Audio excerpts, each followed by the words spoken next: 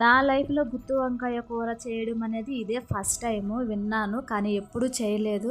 పెద్ద ప్రాసెసే ఉంటదనుకున్నాను కానీ, చాలా అంటే చాలా సింపుల్‌గా ఈజీ ప్రాసెస్ అనేసి నేను ట్రై చేసిన తర్వాతే నాకు తెలిసింది.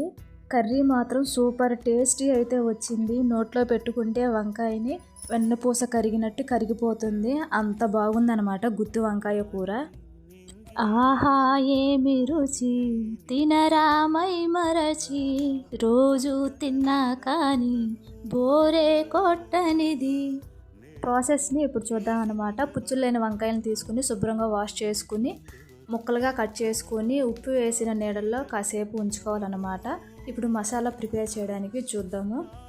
ముందు ప్యాన్ పెట్టుకుని ప్యాన్లో జీలకర్ర, ధనియాలు, వేరుశెనగ గుళ్ళు, లవంగం, చెక్క, యాలకులు, నువ్వులు వేసుకుని వేయించుకోవాలన్నమాట. అవి చల్లారిన తర్వాత మిక్సీ వేసుకోవాలి. వీటితో పాటు ఉప్పు, పసుపు, కారం, చింతపండు, అల్లం, చిన్నుల్లి, కొత్తిమీర, వాటర్ యాడ్ చేసుకుని మిక్సీ వేసుకోవాలన్నమాట.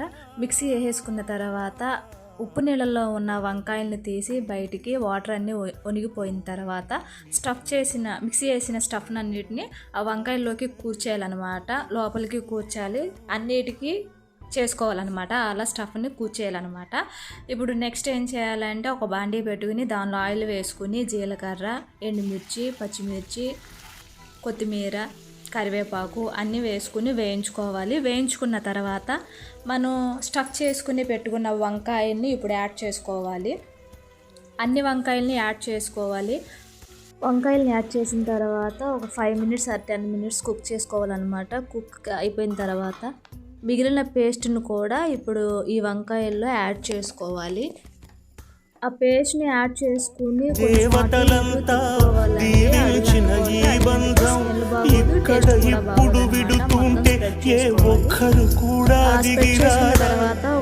అందరికీ ఆదర్శం అని కీర్తించే ఈ లోకం రాముని కోరగపోలేదా, ఈ రథమును ఆపగలేదా. విధినై